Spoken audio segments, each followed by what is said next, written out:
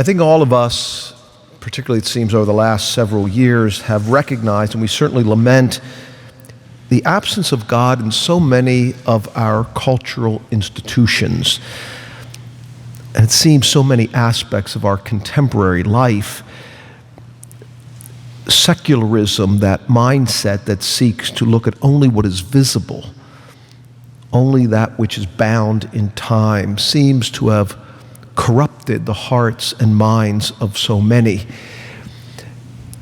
And it is why our coming here every Sunday is so important, because you and I cannot help but be affected by the things of our culture. So we need to be here to be connected to God so that He might strengthen and nourish our faith.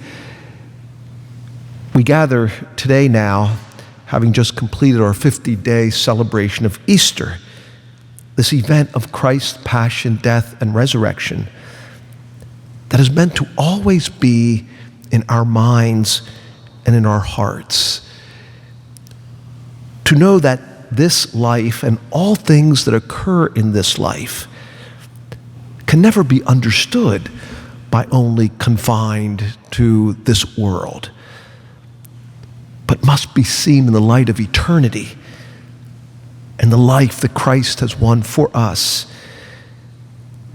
After our Easter season, we begin what the church calls ordinary time, but on these first 2 Sundays after Easter, we celebrate 2 most magnificent feasts.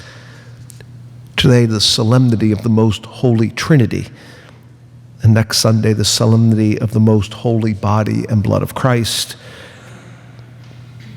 When we speak of the Most Holy Trinity, we speak of a mystery beyond our capacity to understand. We speak of the very essence and identity of God, who is an infinite communion of persons, but one God. We cannot know who God is in His essence, but we do have access to God's identity through His work, how He has chosen to reveal Himself and communicate His life and His love to us. The Catechism, when it seeks to explain this a bit, uses the analogy of the human person and our relationships with one another, how we come to know a person through the person's actions, how that understanding can then help us to know him or her better. And so it is with God. And yet I think the most important thing we must do when we approach this mystery is to approach Him in total humility, with indescribable reverence and awe and wonder, recognizing His infinite transcendence, our total dependence upon Him for everything. We need to avoid a type of nonchalance that can happen to all of us. We come here every weekend that can become so familiar to us, dare I say, ordinary, as the season of the church defines. But of course, there is nothing ordinary about what occurs here. There is nothing ordinary about the majesty of God, the incomparable blessing that is ours to be here and to be in communion with Him.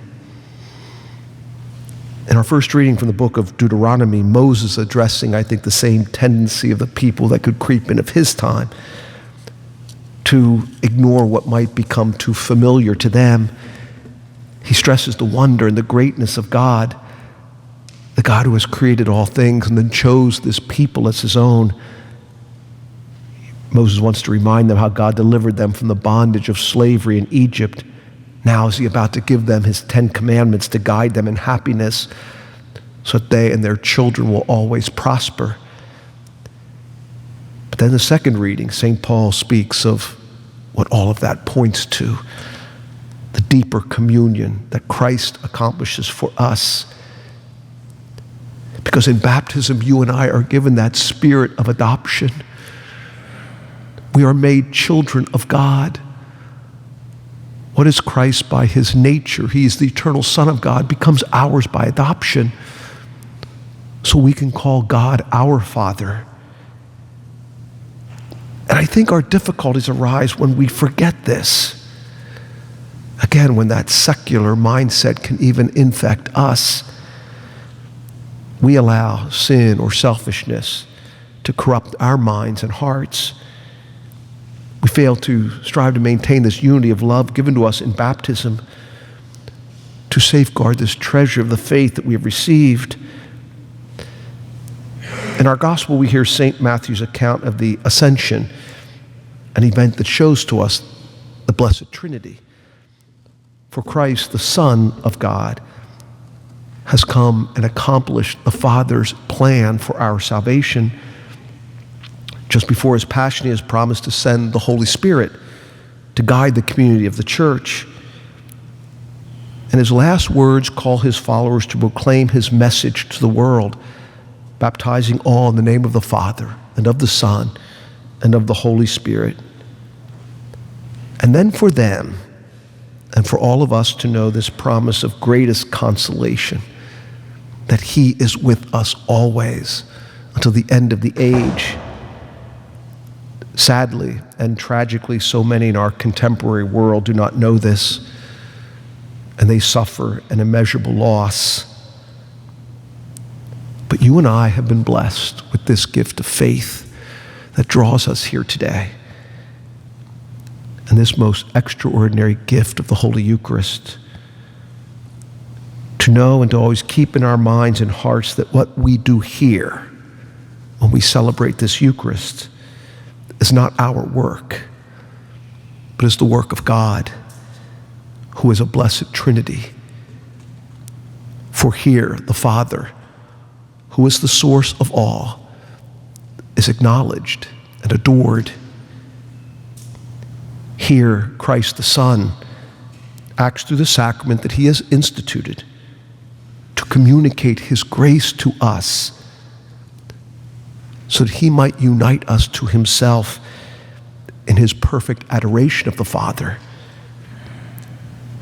And here the Holy Spirit acts to make Christ present in this Holy Eucharist, to strengthen us so that we may follow him more closely. How blessed we are. May we continue to always adore and praise our Heavenly Father with thanksgiving for his infinite love.